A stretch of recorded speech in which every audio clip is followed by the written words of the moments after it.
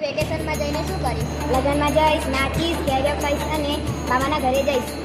હું પ્રવાસ જઈશ અને મામાના ઘરે જઈશ. હું રમીશ અને પ્રવાસમાં જઈશ. હું મારા મામાના ઘરે જઈશ અને હું મારા કોઈના ઘરે જઈશ અને પ્રવાસ જઈશ. હું મારા કોઈના ઘરે જઈશ. હું નવી નવી પ્રવૃત્તિ કરીશ અને મારી બેનપણીઓ તું વેકેશનમાં ઘરે જઈને શું કાર્ય કરીશ? હું વેકેશનમાં ઘરે જઈને કેરીઓ ખાઈશ. હું મારી બહેનના લગ્નમાં મેગી ખાઈશ.